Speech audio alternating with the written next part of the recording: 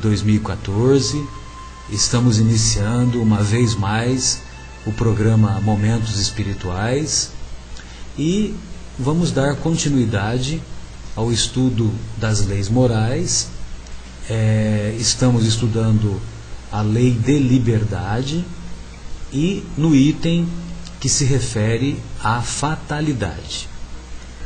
Na semana passada, no último programa, nós tivemos a oportunidade de fazermos alguns comentários referentes à fatalidade, quando nós pudemos expor aquele caso que foi revelado pela espiritualidade, de que o Tancredo Neves, a desencarnação do Tancredo Neves igualou a lei de justiça para o espírito de Joaquim Silvério dos Reis,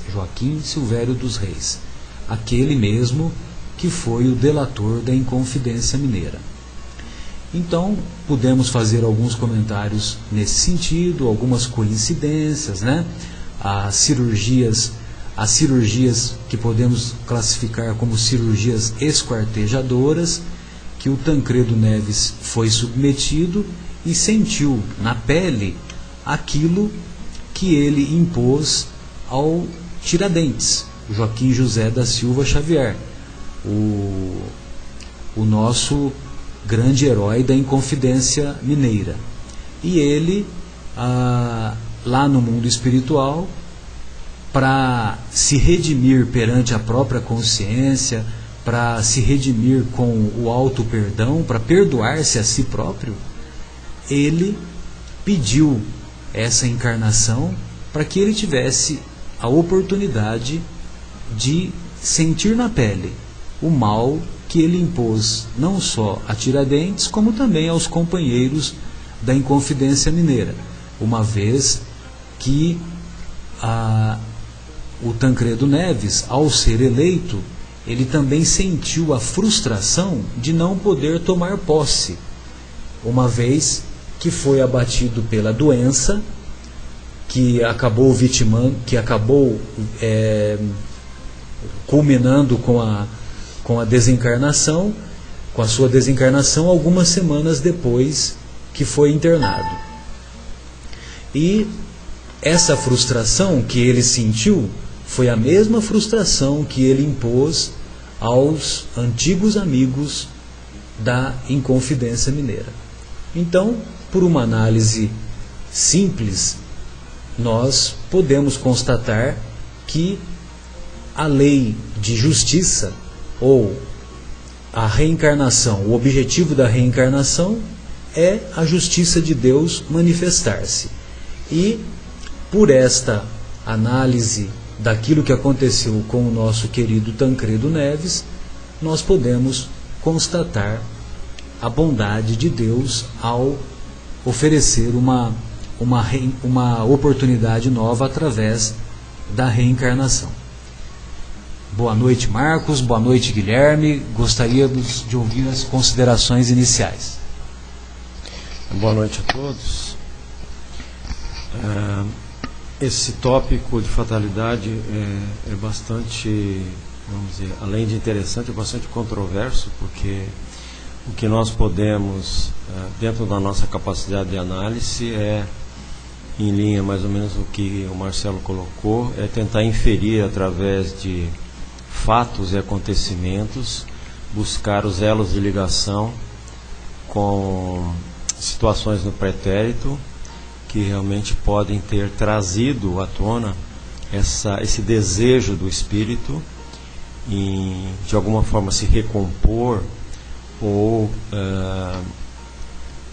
aprender, vamos dizer assim, assimilar as suas lições em relação a erros e equívocos cometidos no passado, em encarnações anteriores. E fazendo essas ligações ou essas relações, nós podemos estabelecer alguns tipos de padrões ou parâmetros para esse tipo de acontecimento.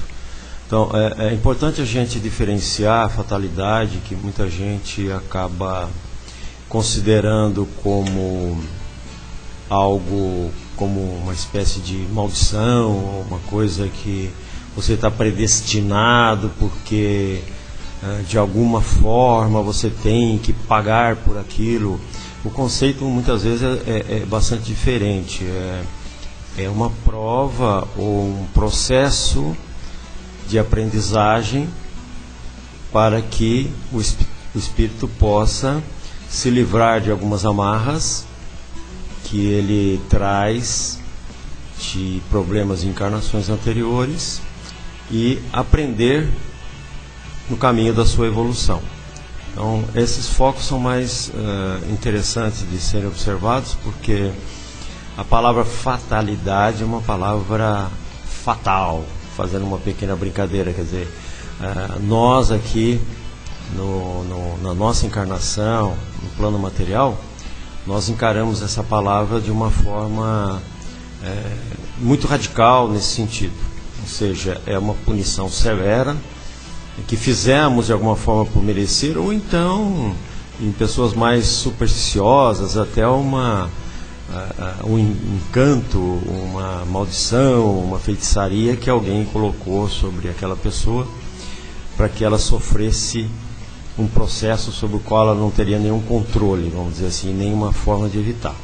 Então, é mais para contextualizar um pouco de que a fatalidade no sentido espírita, espiritual que nós estamos aqui tratando, é esse tipo de fatalidade. Tá? Uma série de acontecimentos que acabam se ligando com situações pretéritas, por motivos principalmente de aprendizado e, por que não dizer também, de uma recomposição com sua própria consciência. Não é? Guilherme? Boa noite a todos os ouvintes. Queria lembrar, antes de mais nada, que quem está escutando o programa através do YouTube ou através de algum aplicativo de podcast, que nós fazemos a transmissão ao vivo todas as sextas-feiras, às 10 horas da noite.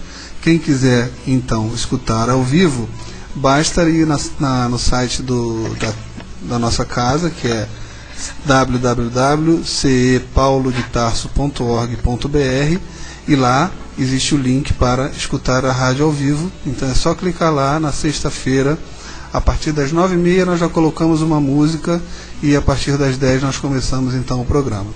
E para quem está escutando ao vivo, gostaríamos de lembrar que também os programas todos são gravados e são disponibilizados depois no nosso canal do YouTube. Basta procurar por CEPT Vinhedo no YouTube, que vocês vão achar o nosso canal e todos os programas estão lá gravados. E para quem tem iPhone, iPad ou iPod, podem também, através do aplicativo Podcast, que pode baixar gratuitamente na Apple Store, pode fazer o download de todos os programas que nós gravamos e colocamos lá. E em breve também usuários de outros smartphones também serão beneficiados, a gente vai conseguir colocar também para o Windows Mobile e também para o Android. Gostaríamos também de lembrar que sugestões, críticas, tudo relacionado aos programas, fiquem à vontade de enviar comentários no e-mail cept.vinhedo@gmail.com. Esse e-mail foi criado exclusivamente para tratarmos dos assuntos relacionados ao programa. E, para começar aqui o nosso assunto, e parece que a sexta-feira tem nos brindado com algumas datas especiais. Hoje, se Ayrton Senna fosse vivo, completaria 54 anos. Então, bem apropriado para o assunto fatalidade que estamos aqui colocando, e fica aqui uma homenagem para essa pessoa que deu tanta alegria para o povo brasileiro. É verdade, Guilherme, bem lembrado, né? Aquela manhã do dia 1º de maio de 94, que marcou a todo o povo brasileiro, né? Parece que todo o povo, toda a população brasileira naquele dia levantou-se um pouco mais cedo para em frente à televisão, acredito que todos nós temos uma história naquele dia 1º de maio, né? Quando tem essas grandes comoções, todos nos nos recordamos de onde nos encontrávamos, o que aconteceu, e aí ficamos assistindo aquelas cenas tão marcantes, tão tristes, né? Principalmente quando se refere àquela imagem, para mim, que é muito forte, né? E que praticamente selou a sua desencarnação, quando o pescoço dele, vocês devem se lembrar, quando o pescoço dele ainda no carro, ele não tem controle do pescoço, e o pescoço gira de acordo com o movimento, né? O movimento do carro, o movimento movimento normal, né? do corpo, e ele não tinha controle nenhum. Então nós acreditamos que naquele momento provavelmente ele já havia desencarnado. É lógico que ele foi socorrido, tentou-se todos os meios disponíveis para ressuscitá-lo, mas infelizmente ele completou a missão naquele instante. E certamente que podemos considerar que a curva do Tamborello para o Ayrton Senna, sem dúvida, revelou esse destino inevitável, se assim podemos dizer, como a definição de fatalidade. E o Kardec, nessa primeira colocação que ele faz em O Livro dos Espíritos, então ele pergunta para os benfeitores: haverá fatalidade nos acontecimentos da vida conforme o sentido que se dá a essa palavra? Ou seja, todos os acontecimentos são pré-determinados? Nesse caso, como fica o livre-arbítrio? Aí os benfeitores respondem: a fatalidade existe apenas na escolha que o espírito fez ao encarnar e suportar esta ou aquela prova. E da escolha que ele fez resulta uma espécie de destino, que é a própria consequência da posição que ele próprio escolheu e em que se acha. Falo das provas de natureza física, porque, quanto às provas de natureza moral e às tentações, o espírito, ao conservar seu livre-arbítrio, quanto ao bem e ao mal, é sempre melhor para ceder ou resistir. Ou melhor, é sempre senhor para ceder ou resistir. Um bom espírito, ao vê-lo fraquejar, pode vir em sua ajuda, mas não pode influir de modo a dominar sua vontade. Um espírito mau, ao lhe mostrar de forma exagerada um perigo físico, pode abalá-lo e assustá-lo. Porém, a vontade do espírito encarnado está constantemente livre para decidir. Então, vejam vocês que nós, ao planejarmos a nossa reencarnação, uma série de situações, uma série de análise é levada em consideração. E podemos assinalar que esse estudo que é feito previamente lá no mundo espiritual não leva em consideração os acontecimentos menores do dia a dia. Eu vou tomar café às 8 da manhã, vou almoçar à 12:30, vou jantar às 19:30, porque é da vontade de Deus e tem que ser assim, etc, etc. Então, nós queremos dizer que esses pormenores da vida fazem parte do nosso dia a dia, que não tem uma planificação prévia. Agora, a planificação prévia que os benfeitores espirituais participam e nos inspiram nessa programação antes de reencarnar, essa planificação ela se refere àquilo que vai servir de prova, que vai servir de um fator de estímulo para conseguirmos obter o aprendizado necessário, para obtermos essa vantagem, se assim podemos dizer, de ao passarmos, ao superarmos esta ou aquela prova, avançarmos um pouquinho mais, um degrau a mais, na senda da evolução espiritual. Então, se nós temos muita dificuldade em desenvolvermos a paciência, então os benfeitores espirituais vão organizar a nossa reencarnação de tal maneira que nós vamos enfrentar várias situações ao longo da nossa existência com esse objetivo de desenvolvermos a paciência, ou seja, de desenvolvermos o autocontrole diante das adversidades. Então, diante das provações que a vida nos propõe, então nós temos que desenvolver esse autocontrole. Ou seja, nós devemos nos esforçar para não nos revoltarmos com a providência divina, não colocar a responsabilidade em Deus, colocar a responsabilidade dessas dificuldades que a vida nos propõe no governo, de colocar a culpa no governo, no vizinho, no prefeito da cidade e assim por diante.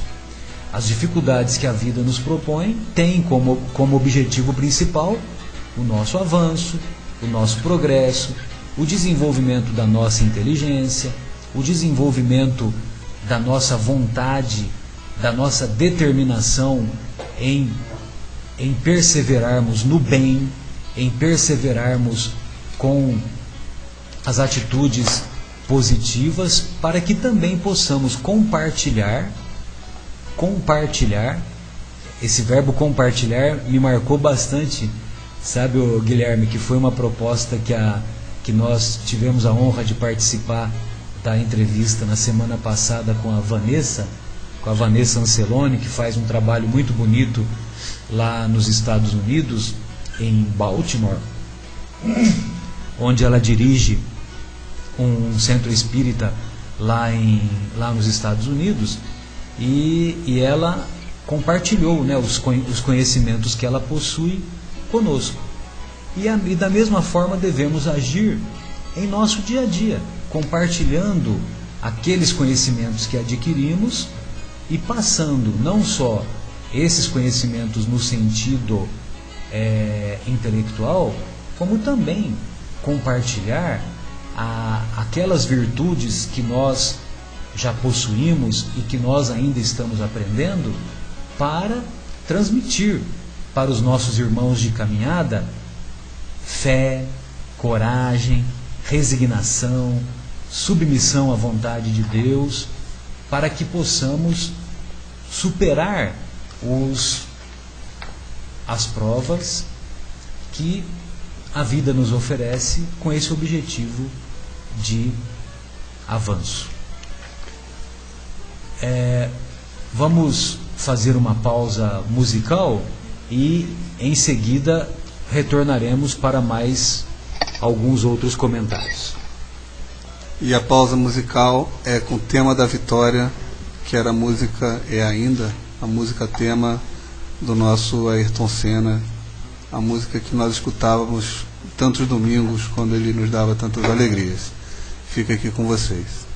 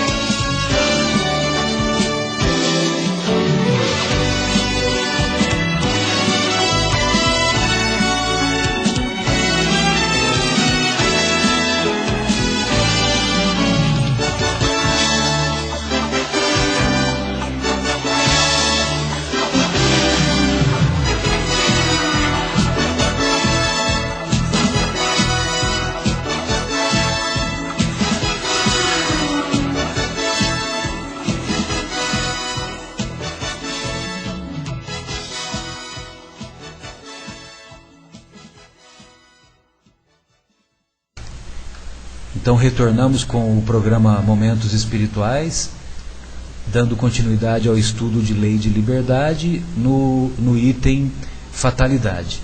E o nosso Marcos tem um comentário interessante que nós gostaríamos de ouvi-lo, Marcos. Fica à vontade. Mais um ponto aqui de reflexão, até para algum comentário seu, do Guilherme, com referência ainda ao tópico fatalidade, porque existe um tipo de ocorrência que pode ou não ser classificado como fatalidade. É melhor a gente dar exemplos, fica mais fácil entender.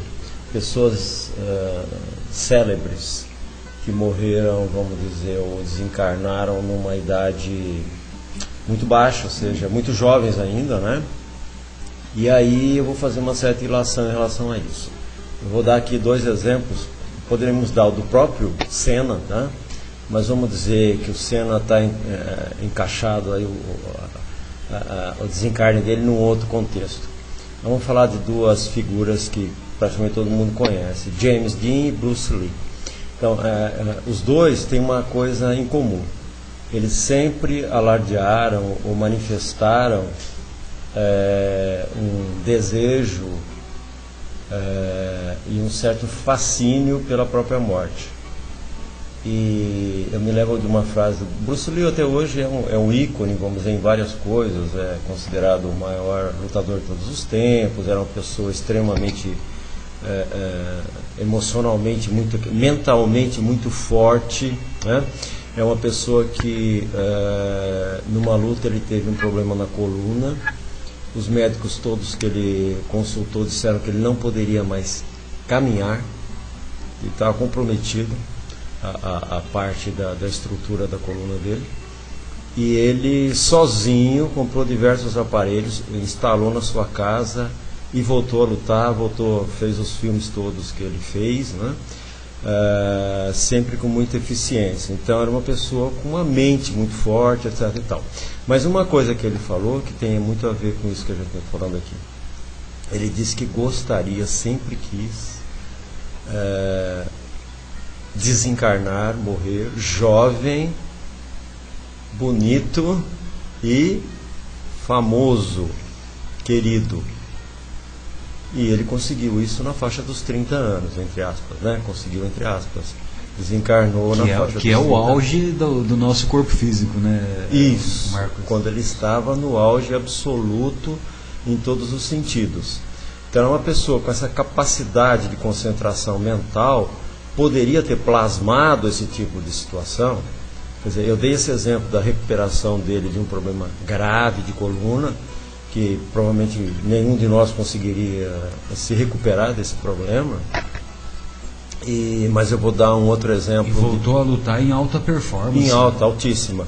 E um outro exemplo que me chamou muita atenção no documentário sobre a vida dele, um ator americano, não me recordo o nome, se não me engano era Lee Marvin. O Bruce Lee dava aula de artes marciais para alguns atores nos Estados Unidos. E fez amizade com alguns. Um dia ele foi visitar esse ator, não era o Lee Marvin, era um cara bem mais forte, mas não me recordo o nome, não vem ao caso. E ele tinha uma mini academia no segundo andar da casa dele. Então lá ele tinha aparelhagem de ginástica, aqueles sacos de areia para socar, etc e tal, porque ele fazia filmes de ação, né? E aí o Bruce Lee foi lá conversar com ele. E aí, conversando sobre essa parte de física, exercício e tal, ele falou: Ô Bruce, fiz uma bobagem, comprei aqui um saco de areia que pesa 90 quilos. Uma bobagem, porque ninguém consegue tirar esse negócio do lugar. Você imagina um saco de areia pendurado, normalmente o saco de areia tem 20, 30 quilos no máximo, né? Ele falou: ninguém. Chegou um cara aqui com 120 quilos, socou, não conseguiu nem mexer com o negócio. Aí o Bruce Lee falou: me dá 2 minutinhos. Aí ele sentou, ficou naquela posição de se concentrar. Bruce Lee pesava 57 quilos, tá? Ele se levantou, tomou um impulso, saltou sobre o saco com o pé, jogou o saco para fora da janela, lá no jardim da casa desse ator americano. Meu Deus. Quer dizer, isso não tem nada a ver com o físico, não pode ter. Lógico. Porque como é que um cara pesando 50 e poucos quilos desloca um peso desses? E ele jogou a distância até a janela de mais ou menos 6, 7 metros. Distância Sim, considerável. E o saco passou pelo vidro da janela, quebrou, foi parar lá no jardim. Quem contou isso foi esse próprio ator aí. Que você não se recorda. O Bruce já tinha morrido, né? Então imagine, será que uma pessoa com essa capacidade, vamos dizer assim, cerebral, ou até pode ser espiritual, conseguiria plasmar uma fatalidade, entre aspas? O próprio James Dean já é um pouquinho diferente, porque o James Dean morreu num bólido, numa velocidade espantosa, 240, 250 km por hora, e ele também tinha essa mesma... ele tinha mais problemas, vamos dizer, espirituais do que o próprio Bruce Lee, porque ele tinha uma série de traumas, aqui não vem ao caso. Mas ele também tinha esse, entre aspas, desejo de não prolongar a sua existência terrena. Ele manifestou várias vezes interesse também em deixar a carne mais cedo, ou cedo, vamos dizer assim. E ele desencarnou mais jovem ainda do que o próprio Bruce Lee. Se não me engano, ele estava na faixa dos 26, 27 anos, certo? Que era um pouco mais, não? Porque ele só fez 3 filmes. O mais famoso foi Assim Caminha a Humanidade. Ele fez mais um lá depois desse e morreu em seguida. Eu acho que ele não tinha 30 anos, eu não tenho absoluta certeza. O nosso Guilherme daqui a instantes já vai dar a informação precisa. Não, na verdade eu fiz menção de falar para completar uma coisa.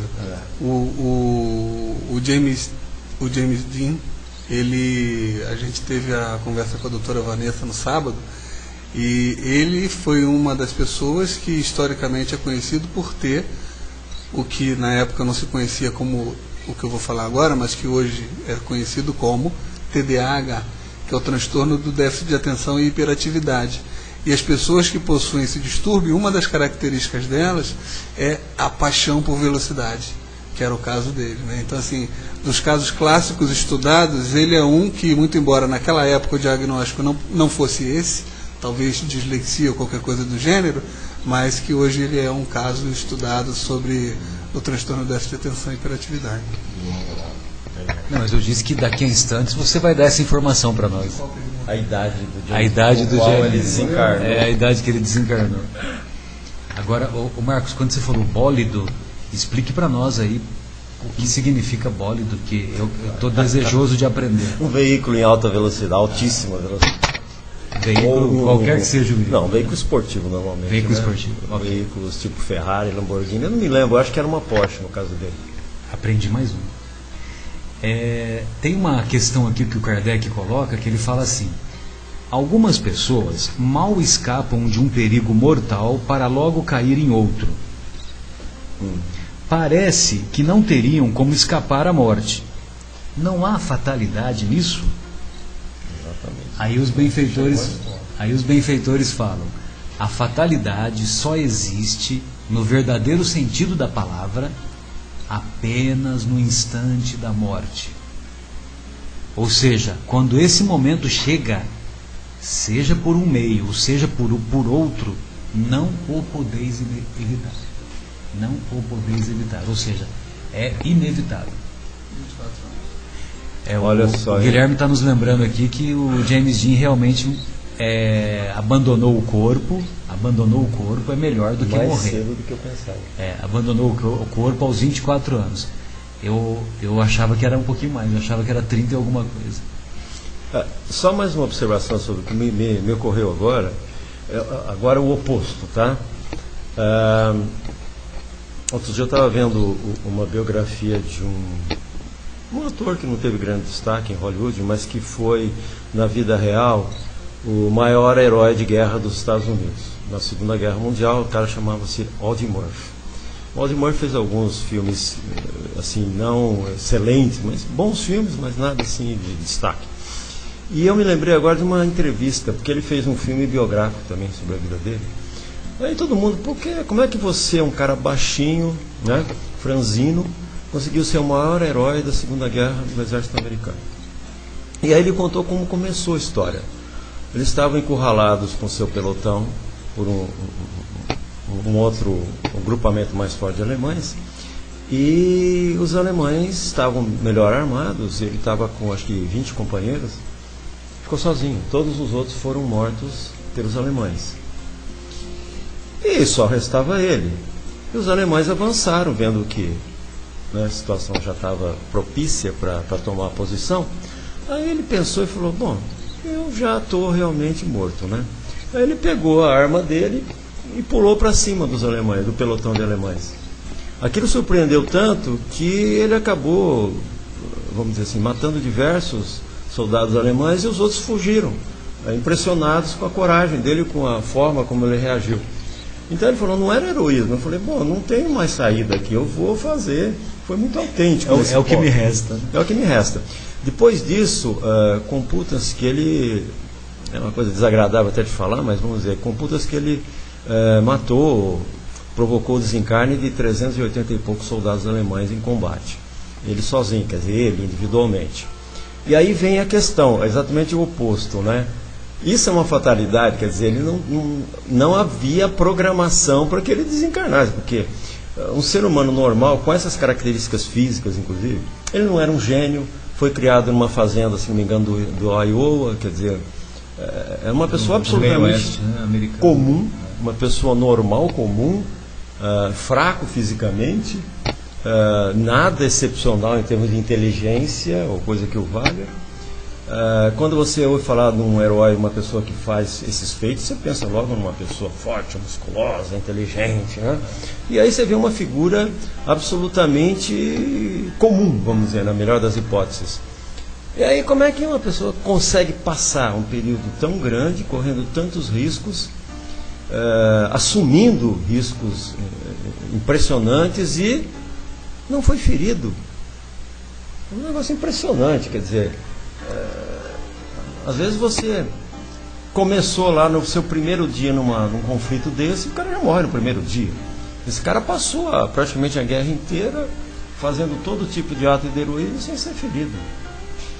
Isso deve estar ligado também à programação. Podemos dizer que é o destemor do destemor do desconhecido, ou o destemor da ignorância, né? Porque ele não tinha conhecimento, né? Então ele não tinha nada a perder também, né, Marcos?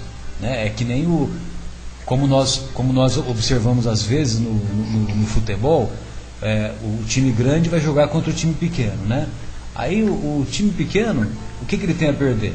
O mais provável é que venha a ser derrotado, né?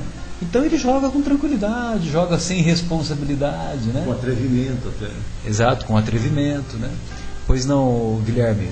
Bom, vamos para o Oriente. Enquanto a gente estava falando do Bruce Lee, eu não sou grande estudioso do Tai Chi Chuan, mas o Chi do Tai Chi Chuan, que é a energia, uma das coisas que falam do Bruce Lee, que ele tinha o controle tão grande da mente dele, que ele canalizava o Chi, que é essa energia, para fazer coisas que a física até... exatamente, né? E para os curiosos de plantão que queiram pesquisar, vale a pena, porque existem várias reportagens, inclusive vídeos no YouTube e outros canais, que mostram pessoas com controle dessa energia colocando fogo, por exemplo, num pedaço de papel só com essa energia Chi. A pessoa encosta, por exemplo, tem acho que é um japonês ou coreano, não sei. Você encosta nele, ele está de sunga, não tem nada no corpo dele. Ele consegue canalizar aquela energia tal que quem está encostando nele leva um choque, né? É uma coisa muito legal. De novo, não sou estudioso, sou até um pouco cético, mas vale aí a dica para quem quiser pesquisar um pouco mais. E nesse assunto do time de futebol, e ainda lá no Oriente, também para os curiosos e pesquisadores, existe um livro chamado A Arte da Guerra, né, que foi escrito por um general estrategista e filósofo chinês, que viveu uma época antes de Cristo, e existe um livro que se chama justamente A Arte da Guerra, escrita supostamente por ele, ou alguém que aprendeu coisas com ele, e fala justamente o seguinte: quando você quer matar o seu inimigo, você nunca pode encurralar o seu inimigo.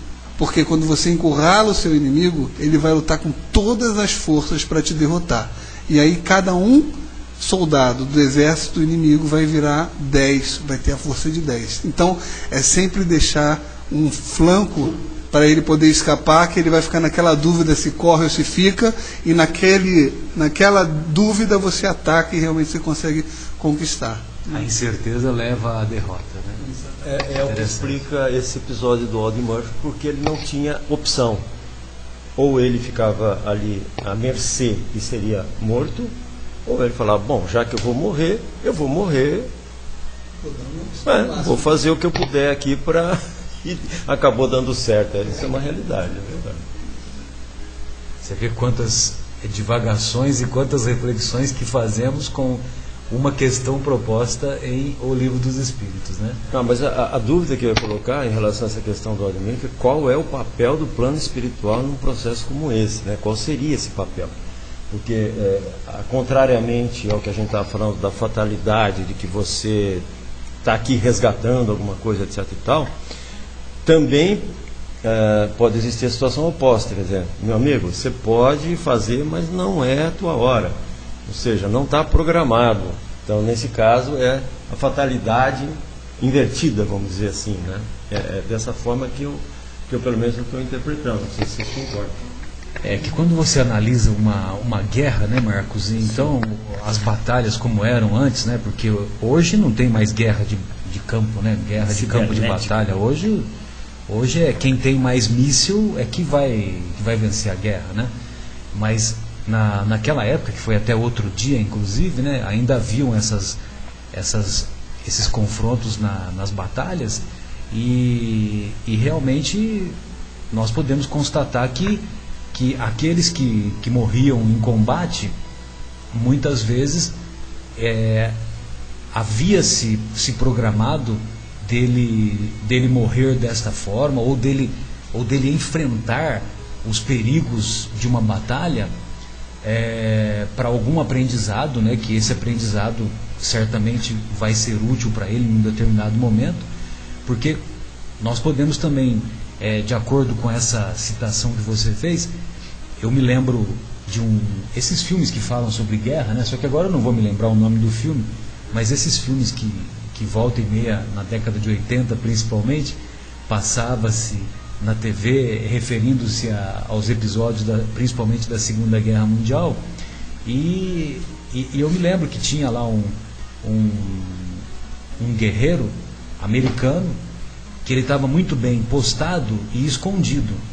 E ele havia combinado com os seus parceiros uma determinada senha, né? Que era assim, um assovio, 2 assovios, alguma coisa assim. Só que momentos antes, os alemães tinham detectado essa senha, né? Tinham percebido essa senha e ele não percebeu, né? E aí, os alemães puderam surpreendê-lo, né? E ele acabou sendo alvejado, sendo morto, né? Então, quer dizer, né? São situações opostas, né?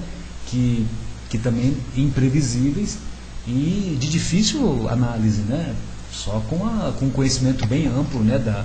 Da espiritualidade superior que vai fazer essa engenharia, como o Livro dos Espíritos nos ensina, né? Que fatalidade só existe no momento da morte, né? Então, no momento da morte, aí não tem conversa, é aquele momento inevitável, né? E eu até gostaria de após essa nova pausa musical, propor aqui para os companheiros, para os ouvintes, a análise que é colocada num diálogo muito bonito, né, que o Kardec faz a evocação de um espírito que havia se suicidado, e ele faz essa evocação para que esse espírito conte a experiência que está relatada lá na obra O Céu e o Inferno, também intitulada A Justiça Divina segundo o Espiritismo. Muito bem. E essa pausa musical, a pedido do nosso amigo Marcelo, é com a música Soleado, cantada por Moacir Franco. Cantada e é dele, né? É dele, de autoria dele. Vamos lá.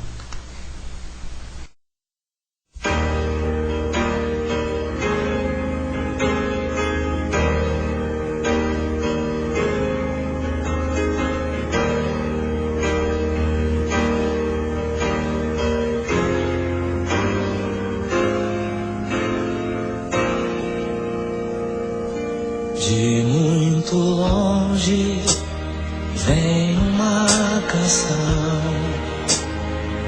suavemente como uma oração,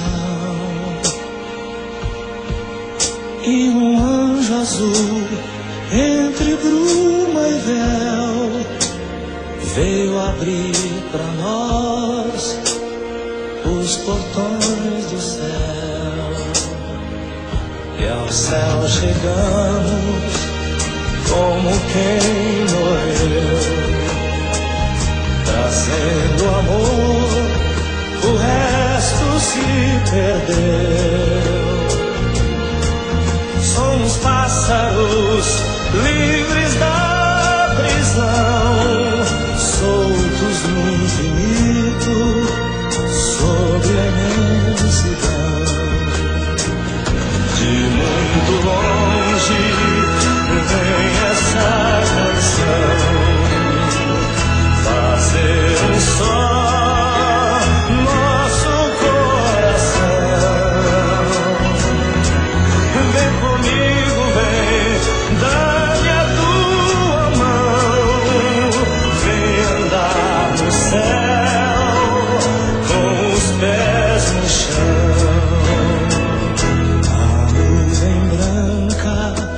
São os sonhos meus, o sol que aquece, são os beijos teus, e as estrelas são a felicidade, é o nosso amor, toda a eternidade.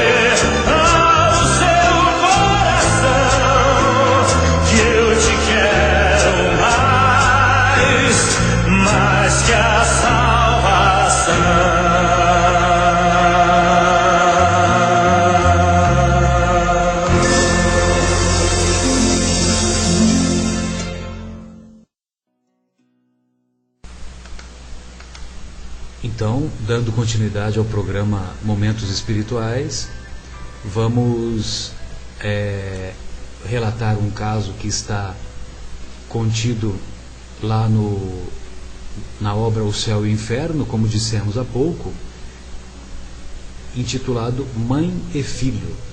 Então, trata-se de uma evocação que o Kardec fez, e antes tem uma pequena introdução. O Kardec diz assim: em março de 1865, o senhor M.C. Logicamente que ele tem o comportamento ético elevado de não identificar as pessoas envolvidas, né? Em respeito às pessoas que se refere à história.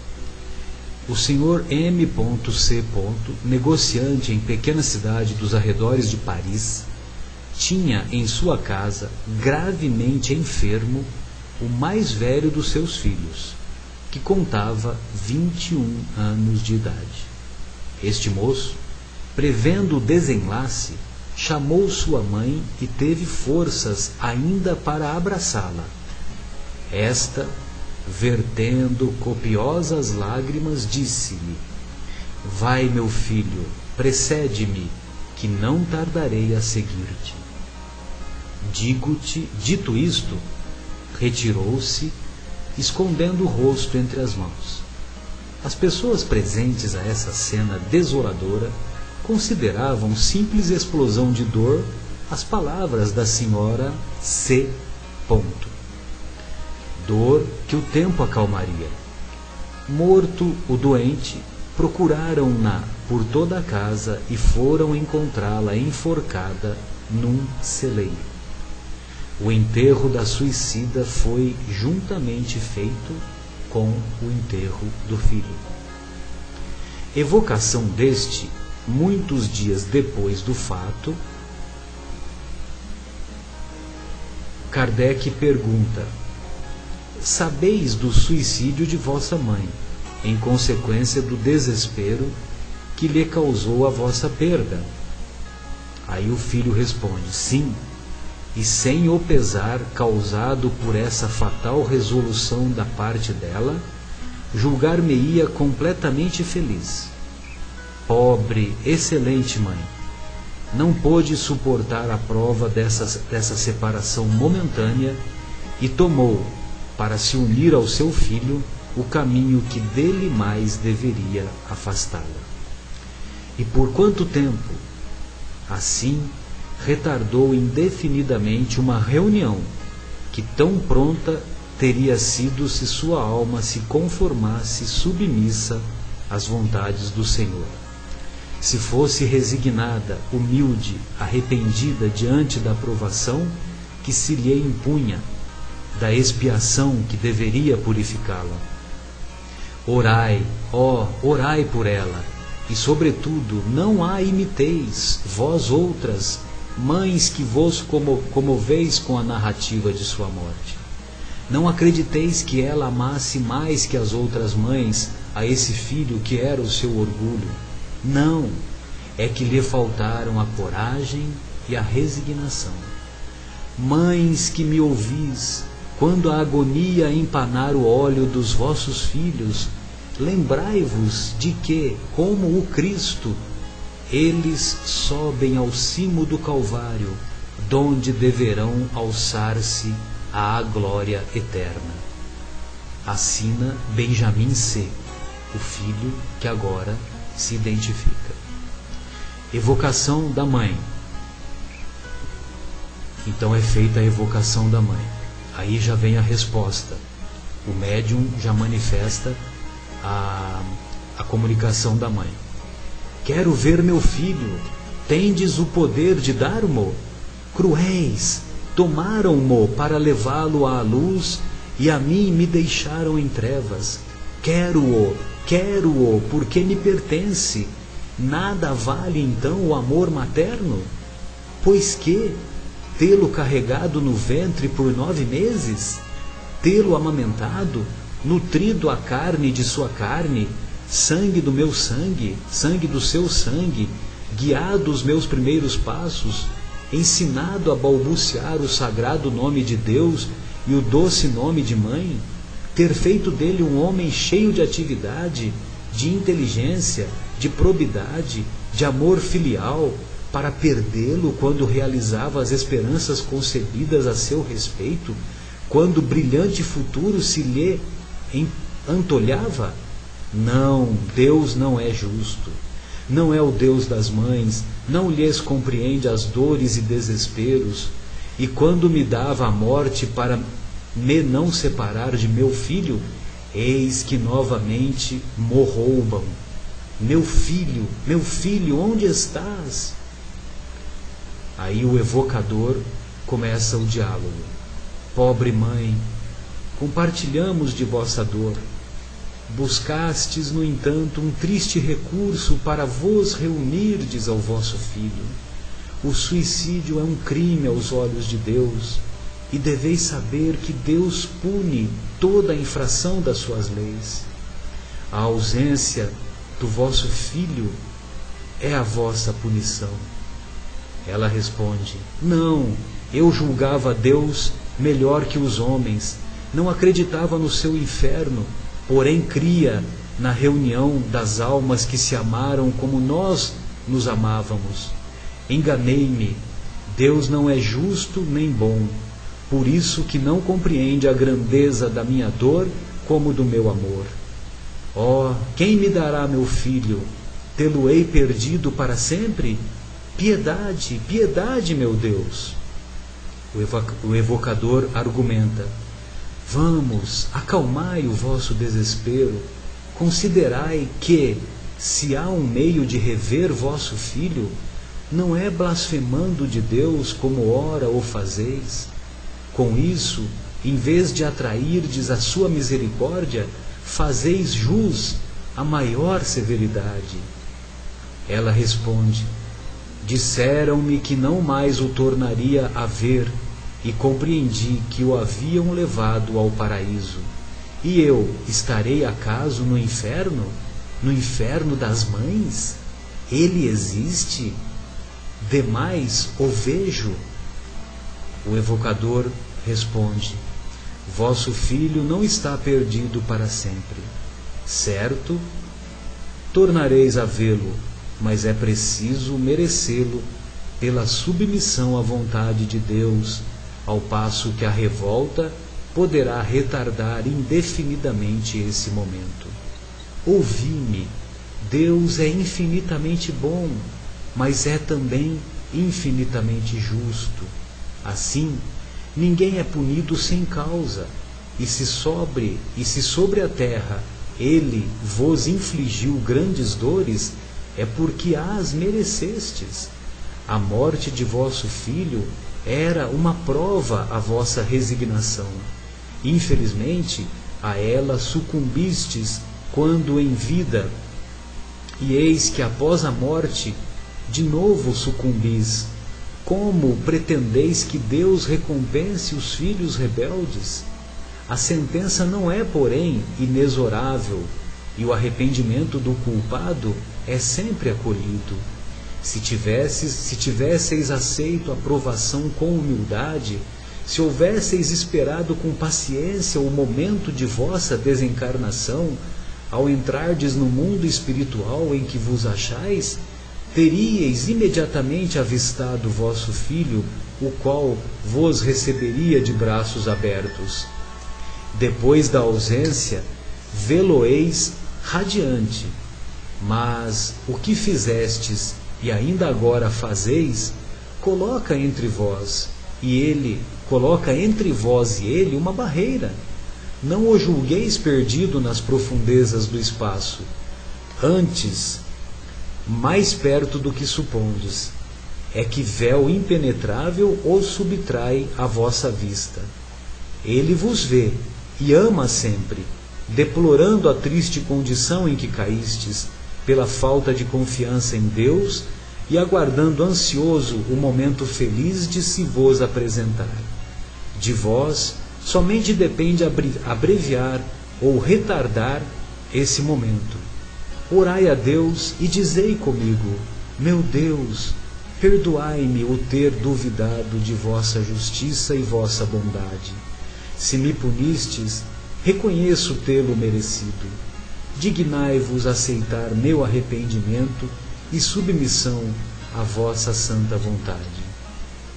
Que luz de esperança acabais de fazer despontar em minha alma? Ela responde: é como relâmpago em a noite que me cerca. Obrigada, vou orar a Deus. Após uma breve pausa, faremos os comentários sobre esse caso. E para reflexão, ao invés de uma música, nós vamos colocar um áudio que se chama Joias Devolvidas e fala algo, conta uma história parecida com essa que acabamos de ouvir para a nossa reflexão. Joias devolvidas.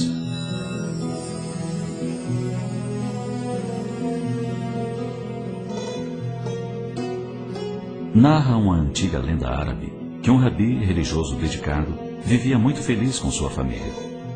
Esposa admirável e 2 filhos queridos. Certa vez, por imperativos da religião, o rabi empreendeu longa viagem ausentando-se do lar por vários dias. No período em que estava ausente, um grave acidente provocou a morte dos 2 filhos amados. A mãezinha sentiu o coração dilacerado de dor. No entanto, por ser uma mulher forte, sustentada pela fé e pela confiança em Deus, suportou o choque com bravura. Todavia, uma preocupação lhe vinha à mente. Como dar ao esposo a triste notícia? Sabendo o portador de insuficiência cardíaca, temia que não suportasse tamanha comoção. Lembrou-se de fazer uma prece. Rogou a Deus auxílio para resolver a difícil questão. Alguns dias depois, num final de tarde, o rabi retornou ao lar. Abraçou longamente a esposa e perguntou pelos filhos. Ela pediu para que não se preocupasse, que tomasse o seu banho, e logo depois ela lhe falaria dos moços. Alguns minutos depois, estavam ambos sentados à mesa. A esposa perguntou sobre a viagem, e logo ele perguntou novamente pelos filhos. Ela, numa atitude um tanto embaraçosa, respondeu ao marido: deixe os filhos. Primeiro quero que me ajude a resolver um problema que considero grave. O marido, já um pouco preocupado, perguntou: o que aconteceu? Notei você abatida. Fale, resolveremos juntos com a ajuda de Deus.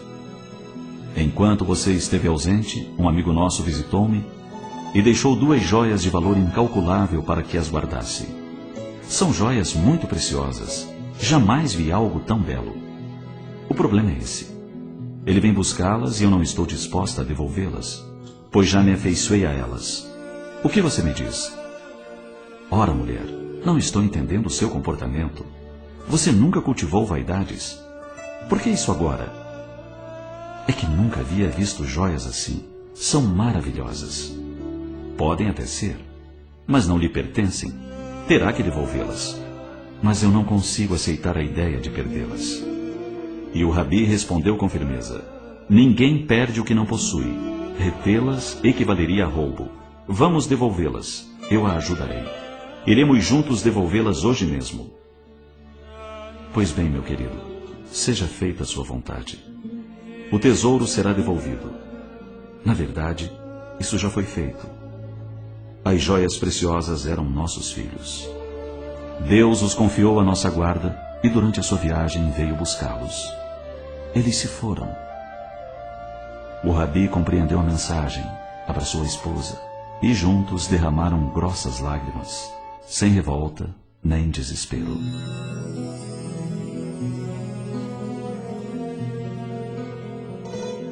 Os filhos são quais joias preciosas que o Criador nos confia, a fim de que os ajudemos a burilar-se. Não percamos a oportunidade de auxiliá-los no cultivo das mais nobres virtudes.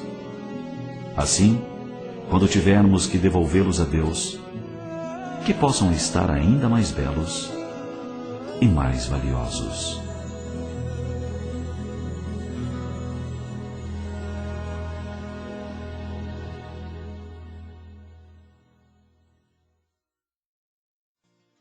Esse relato de uma emoção muito profunda, ele nos remete a várias reflexões, e por esse motivo nós escolhemos esse relato, porque a morte do filho, que foi provocada por uma doença, embora não se faça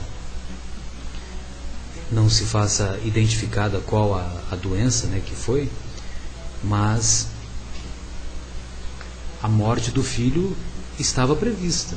O gênero de morte havia sido programado lá na espiritualidade, e ele, como espírito eterno que era conhecedor de que ele morreria em idade jovem, o que acabou acontecendo aos 21 anos.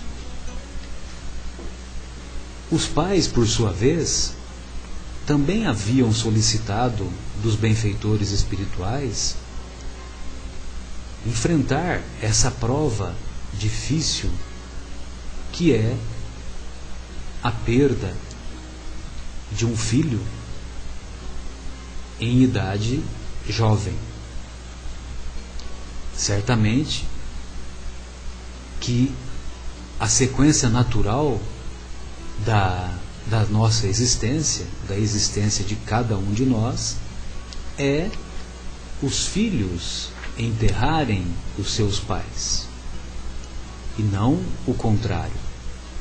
Mas esse casal havia solicitado esta prova difícil de suportar a perda do filho em idade precoce.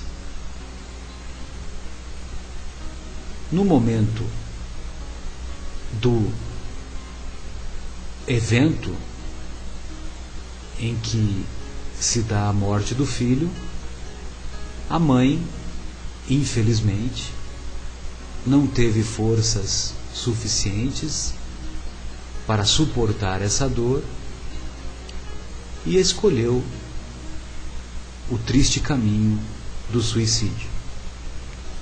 Certamente que nós não somos juízes de ninguém, porque é muito fácil analisar do lado de fora e muito difícil para aquele que está vivendo aquela situação. Mas nós sempre nos recordamos dos ensinos do Mestre e, como diz Chico Xavier, os ensinos contidos no Evangelho servem para todas as situações de nossa existência. E um dos ensinos do Mestre, ele faz um diálogo com os seus discípulos, dizendo que os homens não são maus, os homens são fracos. E por serem fracos, muitas vezes fazem as escolhas menos felizes. Um homem, por exemplo, que tem uma amante, ele fez a escolha infeliz de não se tornar fiel à sua esposa. Pode acontecer o contrário também. Ou seja, muitas vezes este homem não é uma má pessoa. Muitas vezes é uma boa pessoa. Tem um comportamento de ajudar as pessoas que o cercam, colaborando nas mais diferentes situações. Só que, ao se ver diante da tentação de um relacionamento com aquela que seria a sua amante, ele não teve forças ou não teve a coragem moral para suportar aquela tentação e acabou se deixando levar pelas ilusões, se deixando levar pela imaturidade psicológica em que ele se encontra. A mesma situação podemos dizer desta mãe, cuja história se encontra lá em O Céu e o Inferno e que lemos agora há pouco.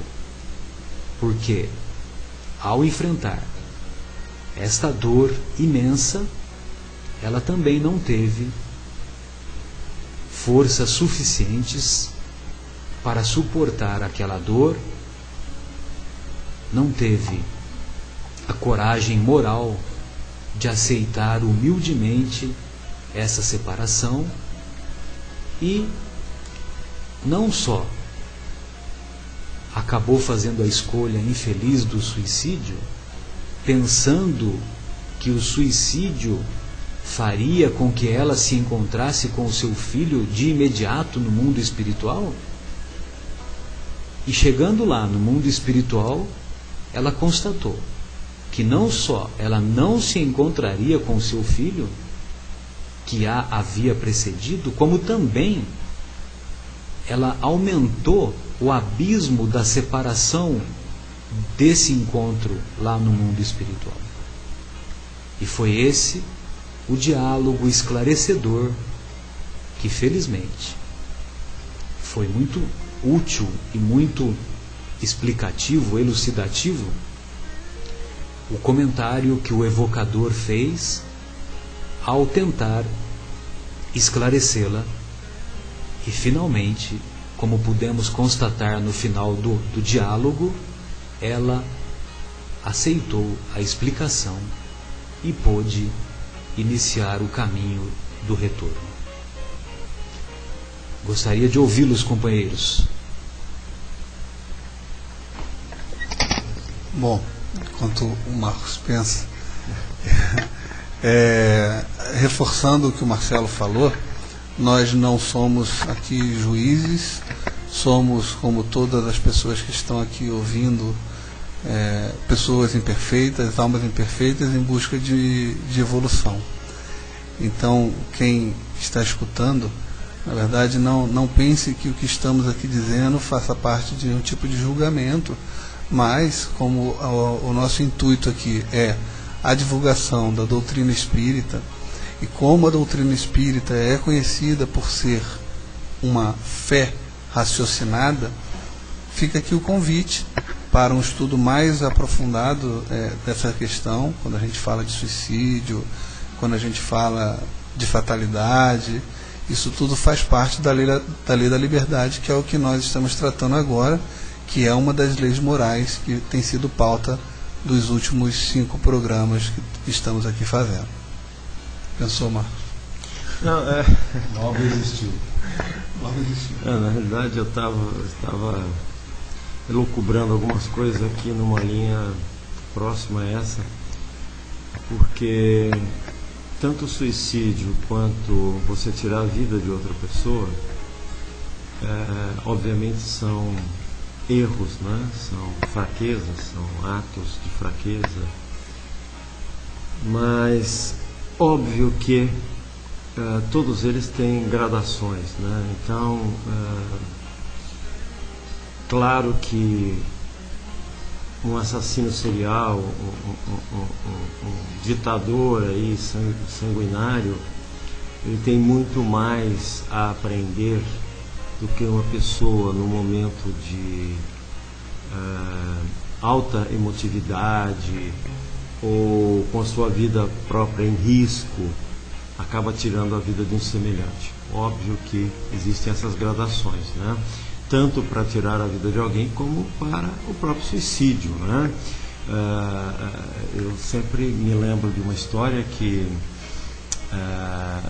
na Suécia, por exemplo, na década de 80, a alopecia ou a queda de cabelos era a segunda razão para suicídio no país. Então você vai dizer, bom, uma pessoa que se suicida porque está ficando calvo, ou mesmo careca, eu diria que tem muito mais a aprender do que essa mãe que o Marcelo mencionou. Ou seja, a motivação para o erro é muito, muito mais leve e, portanto, muito menos justificável, né, nesse caso. Não preciso dizer que a primeira motivação nesse caso, estou falando da Suécia, mas podemos pegar outros países aí, né? O primeiro caso era a desilusão amorosa, ou seja, gosto de alguém que não gosta de mim. Esse era o principal motivo para o suicídio. O segundo motivo, perda de cabelo, alopecia, quer dizer, uma coisa que, vamos dizer a verdade, para uma mulher pode até ser um pouco mais chato, né? Mas para um homem, isso é uma coisa quase que, não sei, indiferente ou pouco importante, né? Então, essa gradação a gente precisa ter em mente, né? Da mesma forma, tirar a vida de outrem, como eu disse, você pode tirar por uma questão de levar alguma vantagem, por exemplo, estar roubando alguém, ou você está querendo se manter no poder, como o caso de um ditador sanguinário, ou uma pessoa que tem um desvio, né, muito sério de comportamento, como um serial killer, uma pessoa com problemas psicológicos muito sérios, etc. e tal. E você tem casos em que, mesmo sendo incorreto tirar a vida, como é o caso da eutanásia, por exemplo, né, a intenção da pessoa não é a intenção pior de todas. Ela continua errando, mas ela está errando num grau que tem que ser levado em consideração, que é inferior ao grau de motivação de um assassino, por exemplo, um serial, que mata muitas vezes por diversão, porque acha que aquilo é uma coisa que ele deve fazer, etc. e tal, ou porque alguém bateu nele quando ele era criança, essas histórias todas aí que a gente está cansado de ver e ouvir. E eu tenho um exemplo que me marcou muito para dar essa diferenciação, que, se não me engano, até já comentei com o Marcelo há tempos atrás. É um caso de muito difícil julgamento. Numa época, meu pai, quando médico, ele atendeu um paciente que trabalha até hoje na Rede Globo, que é o Hamilton Rodrigues, e ele esteve... foi o único jornalista brasileiro a cobrir a guerra do Vietnã. E ele comentou isso com meu pai, porque ele fez mais de uma consulta com ele, eles conversavam. Ele disse o seguinte, que ele perdeu uma perna, né, seguindo lá, fazendo as reportagens, perdeu uma perna porque pisou numa mina lá. Pisou não. Um soldado americano acabou evitando que ele pisasse, mas mesmo assim ele perdeu a perna. Pela proximidade. Pela proximidade. Esse soldado perdeu a vida nisso, mas salvou a vida dele, né? Ficou só com o problema de ter perdido a perna. Então você vê que tem pessoas que realmente têm uma visão espiritual, uma evolução maior do que a nossa, né? O soldado sabia que ia morrer, mesmo assim saltou por cima ele não tinha experiência, né? Então ele ia pisando, o soldado viu, saltou, tirou ele do impacto maior, mas pegou em cheio, né? Pegou em cheio a granada, ou a bomba, não sei o que era. Mas ele contou um caso interessante. Segunda vez que ele saiu lá numa patrulha, um dos soldados mais jovens da frente, que provavelmente estava no começo ainda lá, caiu numa armadilha de bambu, que é umas armadilhas que eles faziam no meio da mata, né, cheia de farpas de bambu, e o soldado ficou todo atravessado pelas varetas de bambu. E o tenente que estava comandando o pelotão chamou o sargento e falou: retire ele daí, porque ele está sofrendo muito e ele vai morrer se continuar aí. E aí o pessoal obedeceu, retiraram, começaram a puxar, sair aos pedaços, porque a armadilha é feita para isso. Puxaram o braço, saiu o braço, não saía a pessoa. Então cada vez que puxava, saía um pedaço. Então ele sofreu mais ainda e morreu, obviamente, né? Bom, aquilo traumatizou, claro, que o tenente que deu a ordem, todo mundo que participou. E aí passaram-se mais 2, 3 meses, ele saiu um outro dia numa outra patrulha. Aí, no caso, era um sargento veterano já, que já tinha participado até da Guerra da Coreia, então já conhecia bem o ambiente lá. E, novamente, um soldado caiu numa armadilha semelhante. E aí ele disse que a diferença, o sargento mais, vamos dizer assim, veterano, ele simplesmente sacou a pistola e atirou na cabeça do soldado que havia caído na armadilha. Para evitar um sofrimento. Para evitar uma morte muito pior, exatamente. E aí você fala, bom, não posso fazer uma análise tão crítica em relação a essa ação quanto eu faria de uma pessoa matando um inocente, por exemplo, numa rua, para roubar ou para fazer alguma coisa desse tipo. Então nós precisamos muito usar o bom senso e avaliar bem exatamente os agravantes de cada ação. É mais essa reflexão que eu estava fazendo, e quando a gente vê, a gente analisa e reflete sobre o Evangelho, né, principalmente a versão, a interpretação que o Espiritismo faz do Evangelho, nós temos todo tipo de situação, como já foi dito aqui, mas nós, no nosso livre-arbítrio, na nossa capacidade de avaliação e no nosso próprio nível de evolução espiritual, nós temos que contextualizar cada tipo de situação. Nós não podemos julgar de uma maneira literal e de uma maneira genérica. É preciso realmente... Por isso que o julgamento é sempre muito complicado e muito difícil.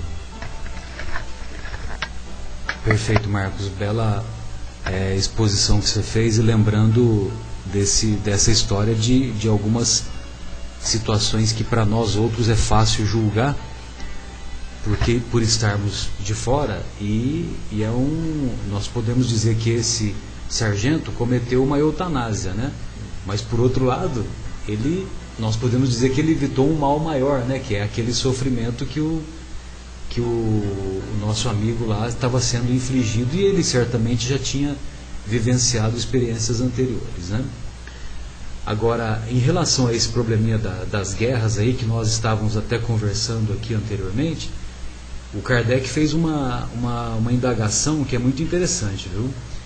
Há homens que enfrentam os perigos dos combates com a convicção de que sua hora não chegou. Há algum fundamento nessa confiança?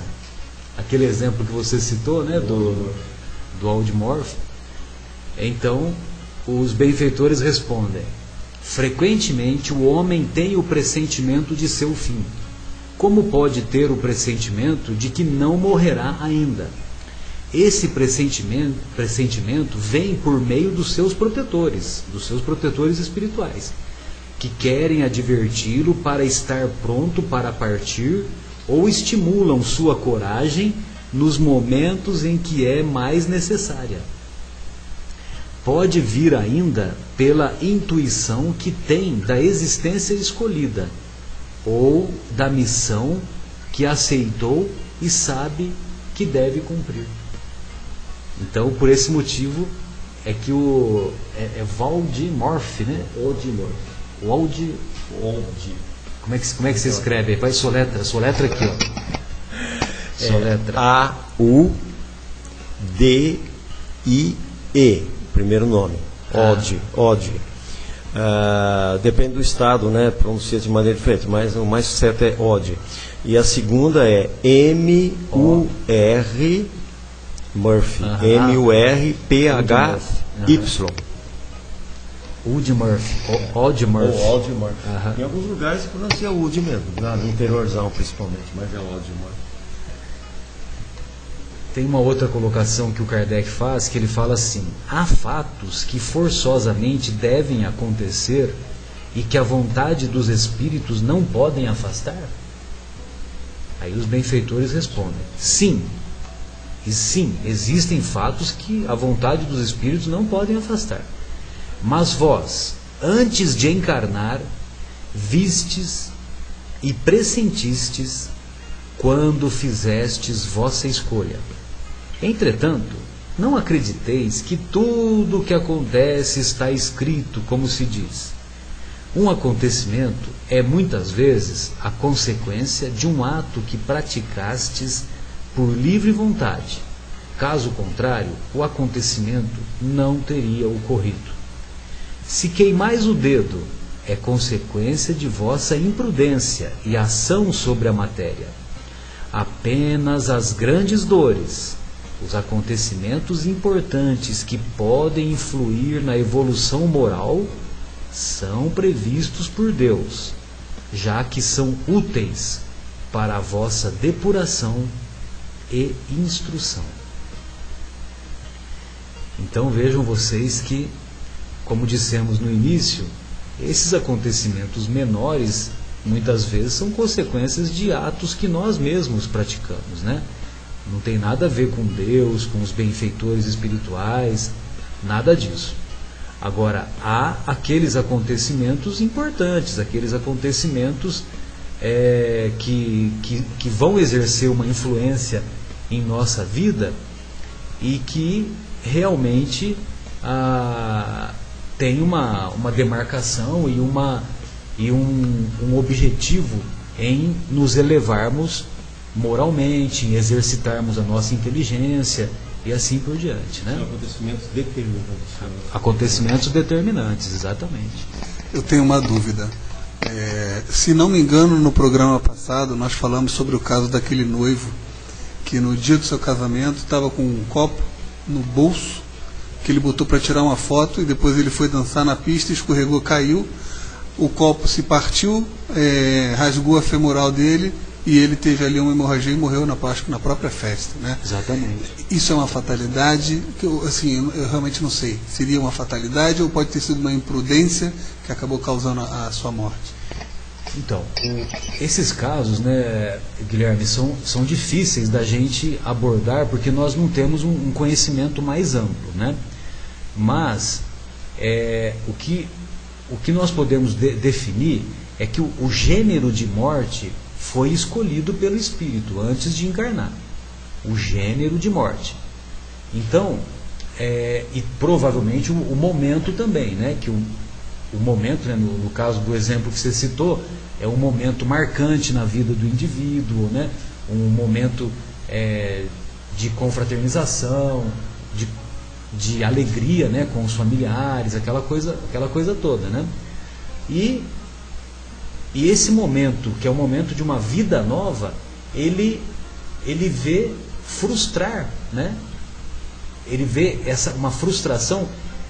A conclusão que eu chego, ou a análise que eu faço, é semelhante à história do Tancredo, né? Que ele viu frustrada essa nova etapa da vida que ele iniciaria, provavelmente por uma situação que ele impôs a alguém em existência anterior, né? Então ele pediu esse gênero de morte. Agora, o copo, nós podemos dizer que foi o pretexto, né? Houve imprudência dele? Certamente que houve imprudência. Não só o copo, como o álcool, né? Lógico que a bebida alcoólica, ainda mais numa festa de casamento, nós sabemos que muitas pessoas perdem o controle, aquela coisa toda, né? Aliás, eu nem sei, você tomar um aperitivo vamos dizer assim, aceitável, né? Agora, na festa do seu casamento, você vai encher a cara para fugir do quê, né? Você vai lá cumprimentar as pessoas, é um motivo de alegria, tal. Aí você vai encher a cara, lógico que você vai estar sujeito a esses acidentes, né? Eu de verdade não sei nem se era copo onde ele estava bebendo bebida alcoólica. Imagino que sim, mas não. Nós imaginamos que sim. Isso, né? Não sei. Mas então o que a gente pode concluir é que, uma vez tendo escolhido isso, se não fosse o copo, podia ser sair dali um acidente automóvel, alguma coisa ou no dia seguinte, algo ali. Na lua de mel. Certo. Exatamente, né? Então, ele tinha que passar por essa prova de ver frustrada essa nova etapa da vida dele, né? E também, sabe lá, né? Por que pegou a femoral, né? E o cara se esvair em sangue e certamente não deu tempo de ser atendido, que acabou culminando com a morte, né? Muitas vezes dá para salvar esses casos, né? Às vezes ele estava num local afastado e talvez outras razões também contribuíram, né? Para ele desencarnar, né? Mas é inusitado, né? Porque é uma forma muito inusitada de você desencarnar. Quer dizer, uma série de fatores agregados aí, quer dizer, você colocar um copo de vidro no bolso já é uma coisa um pouco comum, vamos dizer assim. Aí você, a menos que estivesse alcoolizado, né, você cair sobre esse copo e ainda dá azar de que o vidro justamente cortou, né, a veia femoral, que é uma coisa realmente extremamente séria. A gente vê às vezes, eu obviamente não tenho essa vivência, o Marcelo talvez tenha conhecimento melhor, mas uma vez eu vi uma reportagem, por exemplo, no Hospital das Clínicas, né, na parte de emergências lá de São Paulo, em que cirurgiões atendiam dezenas de casos de casos todo mês de pessoas que tinham levado tiros nas pernas e nos braços e sem nenhuma consequência mais traumática. Extraía a bala e tal, e o cara depois de 10 dias estava andando e tal, sem problema nenhum. E muitas vezes nem é preciso extrair a bala de imediato. Isso, aliás, eu conheci um jogador de futebol que jogava no interior, mas que jogava no São Bento de Sorocaba na década de 70, que o nome dele era Jair Bala, porque ele tinha sofrido um assalto, tinha levado um tiro na perna e devido à proximidade da veia femoral, essa bala nunca foi retirada. Então ele jogava futebol normalmente com a bala inserida na coxa. Então é uma coisa assim. Agora, quando a gente fala aí voltando ao tema fatalidade, estamos falando aí de uma coisa inusitada, tem uma outra inusitada do lado contrário. Há um tempo atrás, há uns 7, 8 anos, num crime político, um prefeito de uma cidade do interior mandou que a sua mulher fosse assassinada, porque acho que ela sabia de muitas coisas, etc. E acho que aquele problema da amante também influenciou, ele devia ter algum relacionamento fora do casamento. E achou que no momento que a mulher soubesse, ela iria contar as coisas incorretas que ele estava fazendo. Aí ele contratou uma pessoa qualquer lá, um jagunço, para eliminar. E era um funcionário da prefeitura, então era normal que ele estivesse próximo da mulher. E esse cara pegou um carro da prefeitura e foi levar a mulher para casa. E aí ele pegou uma estradinha mais afastada de terra, simulou qualquer problema mecânico, a mulher desceu e ele a esfaqueou diversas vezes, jogou a mulher na pista e depois... E ela não morreu. Isso, passou 2 ou 3 vezes com o carro sobre o corpo. Meu Deus. A mulher toda esfacelada, e foi embora, né? Já fiz o serviço. A mulher toda esfacelada conseguiu achar uma casinha lá em Roceiros, lá, o pessoal que morava na roça, e chegou lá toda arrebentada, foi socorrida, sobreviveu, e o prefeito foi processado não só por corrupção, como tentativa de homicídio, né? Então, bom, quantas pessoas... O nome dela é Sebastiana, né? Só pode ser, né? Porque o que é mais uma facada para São Sebastião, para Santa Sebastião? Isso aí. Então, nós dizemos o que é mais uma flechada para São Sebastião, né? E é impressionante, porque, vamos dizer, 99,9% das pessoas não teria resistido. Vai, e não não estamos falando aqui de Bruce Lee, de grandes atletas, estamos falando de uma senhora na faixa dos 50 anos, levemente obesa, se eu me lembro da descrição dela, quer dizer, não é uma potência fisicamente falando, e ela resistiu a tudo isso. Então, aí talvez seja até o caso da fatalidade, não era o momento. Não era o momento, sem dúvida. Aqui, ó, Guilherme, antes que você me pergunte, Guilherme, o Kardec já fez uma pergunta que eu tenho certeza que você faria para mim. 861 de O Livro dos Espíritos. Que você colocaria aqui para a gente discutir, né? Não para mim em particular, né? Que eu não tenho essa pretensão, né? Achou aí? Quer ler? Vamos lá, já que o que faria ao escolher a sua existência, o espírito daquele que comete um assassínio sabia que viria a ser assassino?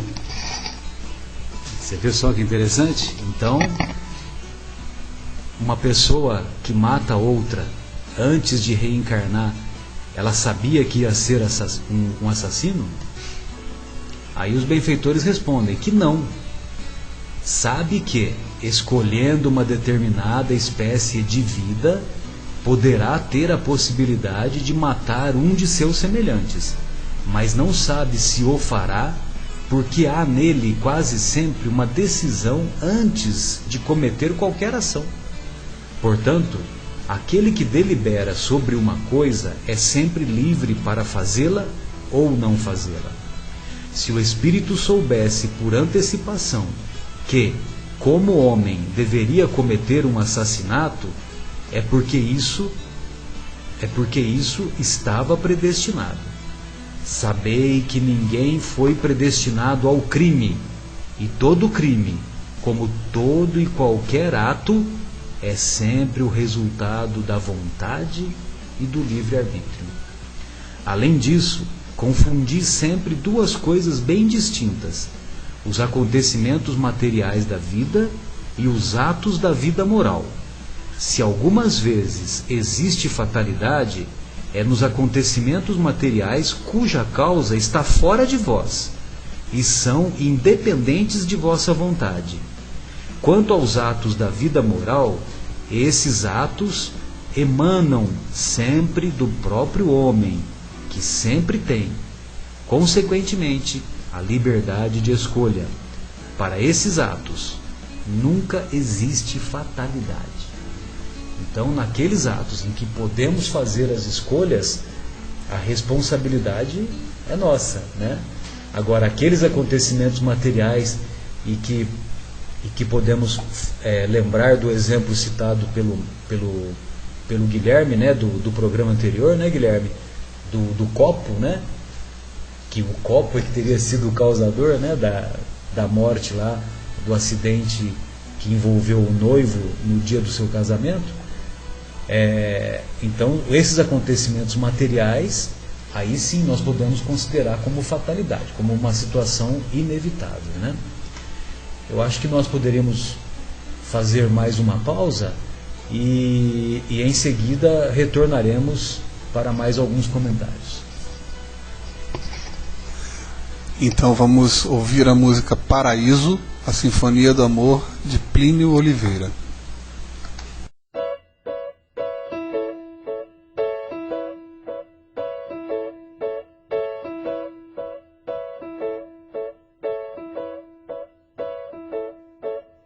Vejo um tempo que ainda virá, sem sofrimento, maldade ou tristeza, o pão sobre a mesa, janelas abertas pro sol entrar, pra gente voar. Vejo um caminho sem medo da dor, flor sem espinho, crianças nas ruas, livres e nuas, tão vivas, tão cheias de paz e cor.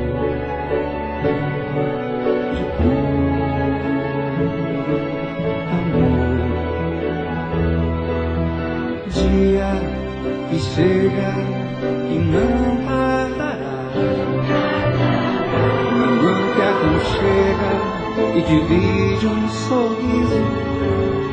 O paraíso é um abraço, um pedaço de olhar, se dá, sentir, pulsar meu coração, na palma da mão, teu coração, na minha canção, meu coração.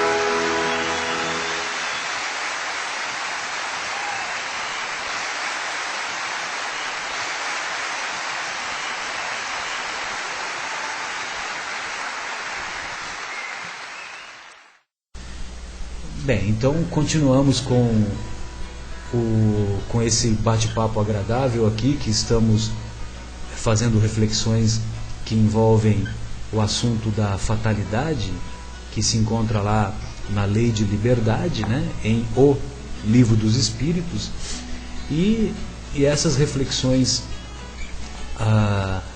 nos remetem a várias recordações, a várias opiniões, né, que vamos observando. E uma coisa que me ocorre e que temos tido a oportunidade de ouvir com muita frequência, desde que abraçamos o conhecimento da doutrina espírita há cerca de 30 anos aproximadamente, que se existe uma fatalidade para o espírito, agora há pouco os benfeitores espirituais nos definiram que a fatalidade está relacionada principalmente aos acontecimentos materiais. E os acontecimentos que envolvem as partes, ou a parte moral da existência de cada um de nós, depende muito mais das escolhas que fazemos, do nosso livre-arbítrio, da nossa vontade. Mas se há uma fatalidade que envolve a vida espiritual individualizada de cada um de nossos espíritos, essa fatalidade é que todos, sem exceção, caminhamos para a felicidade. Todos, sem exceção, queiramos ou não, vamos caminhar para ou em busca da felicidade.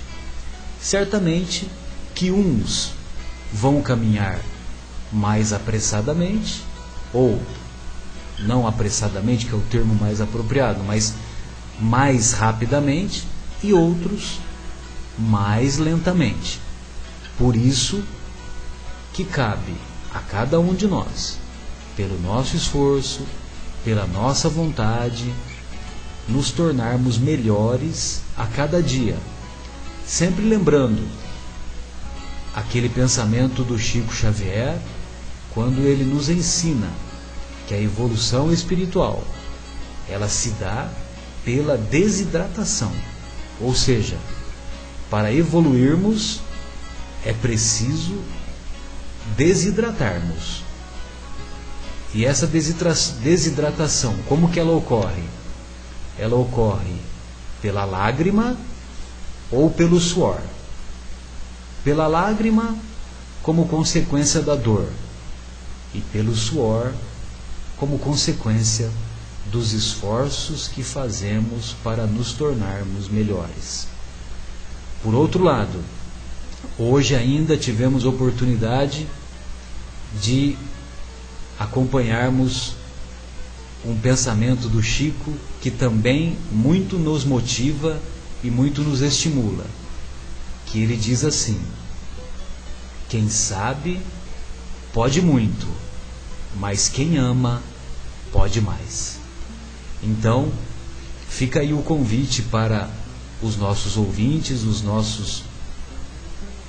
nossos espectadores, para que façamos essa reflexão de estarmos atentos para nos tornarmos melhores nas duas vertentes que fazem o nosso espírito evoluir, tanto na vertente do conhecimento, do desenvolvimento da inteligência, quanto na vertente da ampliação das virtudes morais, de desenvolver as virtudes morais, ou seja, a paciência, a coragem diante das dificuldades, a fortaleza de ânimo, a fé e tantas outras virtudes, principalmente derivadas do amor, mas do amor que não espera recompensa, do amor,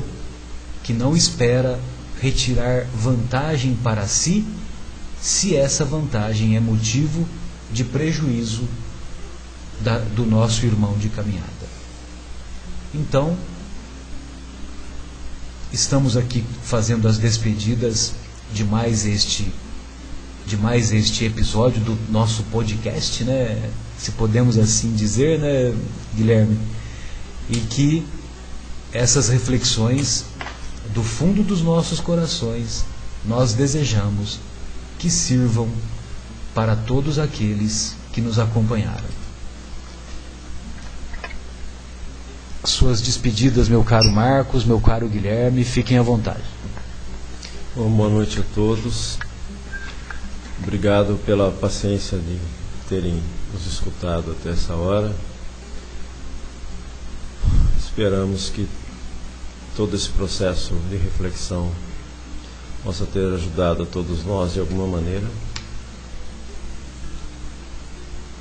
que possamos ter compreendido pelo menos um pouquinho mais os desígnios do nosso Criador e os caminhos para a nossa necessária, indispensável e inevitável evolução espiritual. Como disse o Marcelo, é só uma questão de tempo.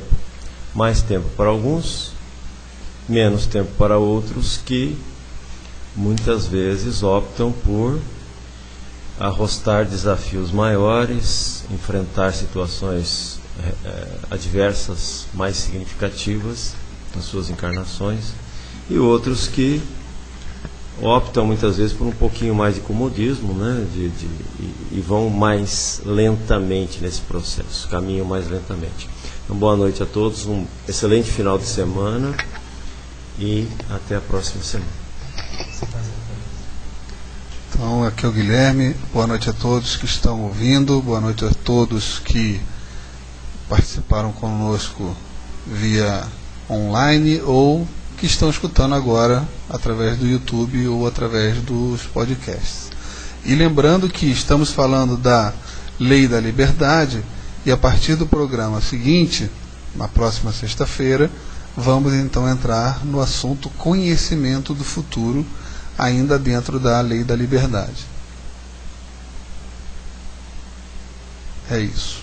Estava pensando se tinha mais algum recado para dar, não tem. Então, boa noite a todos, um excelente fim de semana, um fim de semana de muita paz, reflexão e descanso para a próxima semana que se avizinha, se Deus quiser, com muito trabalho e saúde para todos. Vamos ficar aqui então com a música Reforma Íntima.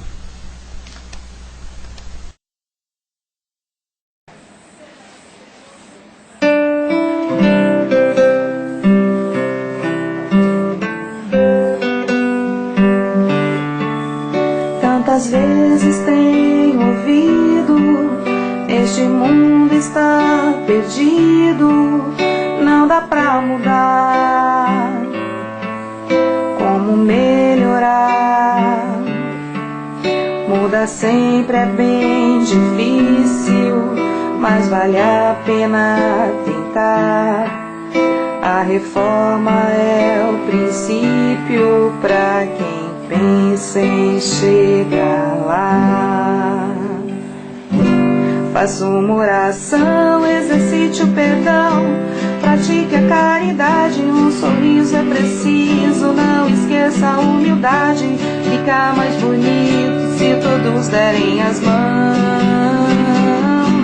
Faça uma oração, exercite o perdão, pratique a caridade, um sorriso é preciso. Não esqueça a humildade, fica mais bonito se todos derem as mãos. Tantas vezes tenho ouvido, este mundo está perdido, não dá pra mudar. Como melhorar? Mudar sempre é bem difícil, mas vale a pena tentar. A reforma é o princípio pra quem pensa em chegar lá. Faça Faça uma oração, exercite o perdão, pratique a caridade, um sorriso é preciso. Não esqueça a humildade, fica mais bonito se todos derem as mãos. Faça uma oração, exercite o perdão, pratique a caridade, um sorriso é preciso. Não esqueça a humildade, fica mais bonito se todos derem as mãos.